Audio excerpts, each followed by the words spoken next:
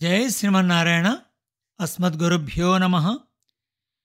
యో మాయయా విరచితం నిజయాత్మనీదం ఖేరూపఖేదమివ తత్ప్రతిచక్షణాయ ఏతేన ధర్మసదనే ఋషిమూర్తినాద్య ప్రాదుశ్చకార పురుషాయ నమః పరస్మై.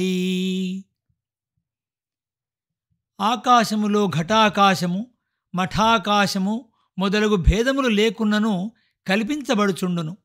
అదేవిధముగా అద్వయ పరబ్రహ్మయందు భేదములు లేవు. అయినను ఆ పరబ్రహ్మ తన మాయాశక్తిచే తనయందే ఈ నానా నామరూపాత్మక జగత్తును ప్రకటింపజేసెను. అట్టి తన యథార్థ స్వరూపమును భక్తులకు ప్రకాశింపజేయుటకై ఆ పరబ్రహ్మ ఈనాడు ఈ ఋషిదేహముతో ధర్ముని గృహములో ఆవిర్భవించెను. ప్రకృతికి అతీతుడు పూర్ణస్వరూపుడగు అట్టి పరమేశ్వరునకు నమస్కారము. 4th Canto, 1st Chapter, 56th Prayer. భగవద్బంధువులారా, Srimad Bhagavata తత్వదీపిక 2వ స్కందం 13వ పాడ్కాస్ట్లో మీ అందరికీ స్వాగతం. ఇంతవరకు మనం నారదుడు అడిగిన ప్రశ్నకు చతుర్ముఖ బ్రహ్మ తెలిపినటువంటి అవతారాల గురించి, భగవంతుని యొక్క స్వరూపం గురించి చెప్పిన విషయాలని కూడా మనం తెలుసుకున్నాం. ముందు భాగం తెలుసుకుందాం. ఇట్లు నారదుడు అడిగిన ప్రశ్నకు సమాధానముగా చతుర్ముఖ బ్రహ్మ భగవత్ స్వరూపమును అవతారమును వివరించినాడు. ఇంకను ఇట్లు చెప్పుచున్నాడు: నారదా, భగవానుని గూర్చి నీకు సంగ్రహముగా తెలియజేసి తిని, ఇంకనూ సంగ్రహముగా చెప్పెదను వినుము.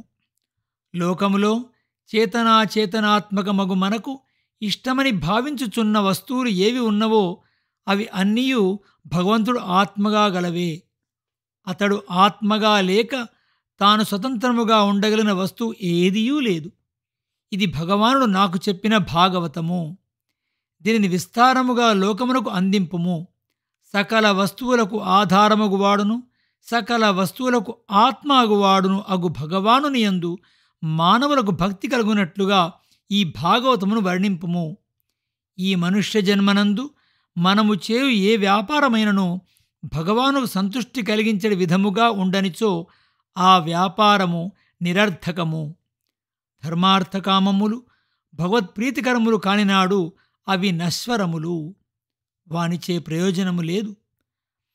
వర్ణాశ్రమ ఆచారములు, దానములు, తపస్సు, పాండిత్యము అనునవి ఎన్ని ఉన్నను మోక్షప్రదుడగు శ్రీకృష్ణుని యందు భక్తి కలుగనిచో వాని వలన ప్రయోజనము లేదు. భక్తి ఒక్కటే సమస్త పాపములను నశింపచేయునది. ఆ సర్వేశ్వరుని వశవర్తియగు మాయ అనబడి ప్రకృతి యొక్క స్వరూపమును వర్ణించి తిని, దీనిని వినినవారు, విని ఆనందించినవారు మాయ ఆవరించిన మనసు గలవారై మోహమునందక శాంతినందుదురు.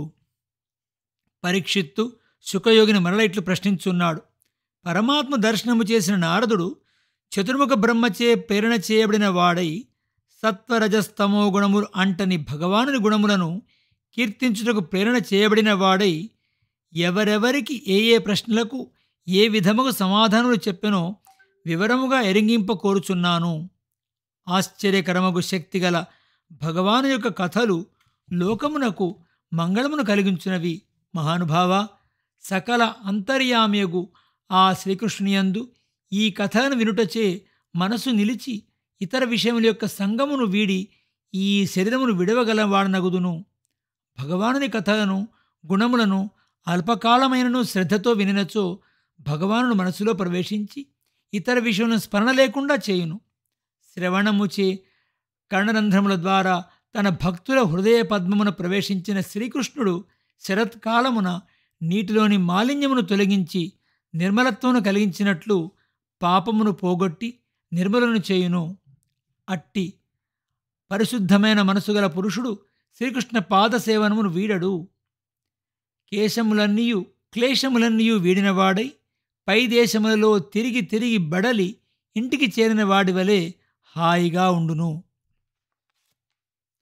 భగవానుడు సహజముగా భౌతికములకు దోషములు అంటనివాడు. అతడు కూడా మన వంటి దేహమును పొంది శ్రీకృష్ణుడుగా వచ్చినాడు. శరీరము పంచభూతములతో నిర్మితమగును కదా.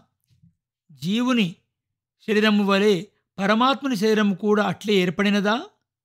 జీవునకు కర్మవశమున శరీరము కలుగుచుండును. భగవానునకు శరీరము కలుగుటకు కారణమేమి? ఏమీయూ లేకనే శరీర సంబంధం కలుగునా?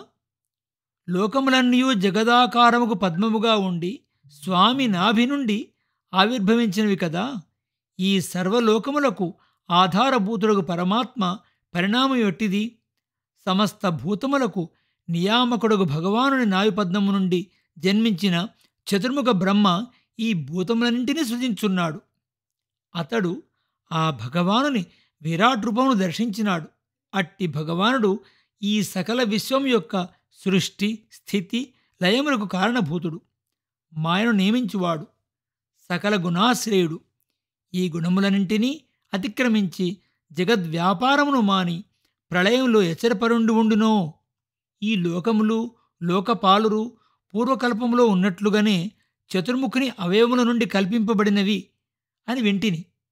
కల్పము అవాంతర కల్పము అనునవి ఎంత పరిణామము గలవి? కాలం యొక్క భాగములేవి? భూతకాలము, వర్తమాన కాలము, భవిష్యత్ కాలము అని అవి విభజించబడినవి కదా.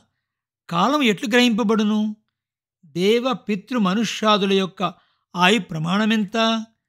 సూక్ష్మముగు నిమిషం మొదలు కాల పరిణామములో పెద్దగా ఎన్నబడు సంవత్సరం వరకు ఎట్లు లెక్కించబడుచున్నది? కర్మలచే అనుభవింపబడు ఫలములు ఏ విధములుగా ఉండును? కర్మకు ఫలములను దేవతలు ఎట్లు ఏర్పాటు చేయుదురు? సత్వాది గుణముల యొక్క ఆ గుణములు గల జీవుల యొక్క పరిణామ కారణమేమి? జీవులు దేవాది శరీరములను స్వీకరించుటలో కారణమేమి? పర్వతములు, భూమి, పాతాళము, ఆకాశము, దిక్కులు, గ్రహములు, నక్షత్రములు, నదులు, సముద్రములు, ద్వీపములు మొదలగు స్థానములు ఎట్లు బయలువడినవి? ఈ అండకోశం యొక్క ప్రమాణమెంత? దీనికి బాహ్యముగా ఉండు ఆవరణమేమి? వీనన్నింటినీ వివరింపగోరుచున్నాను. ఇంతేగాక మహాపురుషులగు భగవద్భక్తుల చరిత్రలను, వర్ణ ఆశ్రమ స్వరూప స్వభావములను, యుగముల పరిణామమును, ఆయా యుగములలో ఏ ధర్మము పాలింపబడినదో దానిని, ఆ యుగములలో భగవానుని అవతారముల వృత్తాంతమును ఎరింగింప ప్రార్థించుచున్నాను. మనుష్యమాత్రుడు ఆచరించవలసిన ధర్మమేమి? వర్ణాశ్రమమును బట్టి వారు ఆచరించవలసిన ధర్మములు ఏవి? ఆయా వృత్తులలో జీవించడి వారి ధర్మములు ఏవి? పరిపాలించడి రాజర్షుల ధర్మము ఏమి? తత్వములు ఎన్ని? వాని స్వరూపమేమి? పరమపురుషుని ఆరాధించుట ఎట్లు? ప్రకృతి కంటే వేరైన ఆత్మస్వరూపం ఎరింగడి జ్ఞానయోగమెట్టిది? అణిమాది యోగములను సాధించిన యోగుల స్వరూపమేమి? వారి శరీరం ఎట్లు పతనమగును? వేదముల, ఉపదేశముల, ఇతిహాస పురాణముల స్వరూపమేమి? సర్వభూతముల యొక్క అవాంతర ప్రళయము, స్థితి, సంహారము ఎట్లు జరుగును? వైదిక కర్మలను, స్మృతి విహితములకు కర్మలను, కామ్యకర్మలను ఆచరించుటలోని విధములు ఏవి? కొంత కర్మను పరలోకములో అనుభవించి కర్మశేషముతో పరలోకము నుండి జారిన వారు ఎట్లు మరల జన్మలనెత్తుదురు? పాషండ ధర్మం ఎట్లు వెలిసినది? జీవుడు బంధమునొందుట, మోక్షమునొందుట ఎట్లు జరుగును? మోక్షమునొందినప్పుడు జీవుడు ఎట్లుండును? స్వతంత్రుడగు భగవానుడు తన వశవర్తియగు మాయతో ఎట్లు క్రీడించును? ఆ మాయను దూరముగా వదలి దానిని తాను చూచుచు ప్రళయంలో ఉదాసీనుడై ఎట్లుండును? నేను అడిగిన విషయములన్నీ నీవు ఎరుంగజాలినవి, రహస్యమైనను నాకు ఎరింగింప ప్రార్థించున్నాను. ఆహారము లేక నా ప్రాణములు కలతనందుచున్నవి. కాని నీ వలన భగవత్కథామృతమును పానము చేసినచో నా ప్రాణములకు వ్యాకులత తగ్గును. కోపగించిన బ్రాహ్మణుల వలన గాని, ఆహారం లేకపోవటం వలన గాని నాకు ఎట్టి వ్యధ లేదు, భయము లేదు. కావున మీరు భగవత్కథామృతమును ప్రసాదింప ప్రార్థించున్నాను. ఈ విధంగా పరీక్షిత్తు ప్రశ్నింపగా శ్రీ శుకుడు భాగవతమనడి వేదతుల్యము పురాణమును చెప్పెను. ఈ పురాణమును సృష్టి ప్రారంభమున చతుర్ముఖునకు భగవానుడు చెప్పినాడు. పరీక్షిత్తు అడిగిన ప్రశ్నలన్నింటినీ వరుసగా శుకయోగి సమాధానం చెప్పుటకు ఆరంభించినాడు. ఈ ఇన్ని ప్రశ్నలు పరీక్షితుడు అడిగిన తర్వాత వాటికి జవాబు శుకుడు ఎలా ఇచ్చినాడు ఆ విషయాన్ని మనం మరో పాడ్కాస్ట్లో తెలుసుకుందాం. అస్మద్గురుభ్యో నమః. జై శ్రీమన్నారాయణ.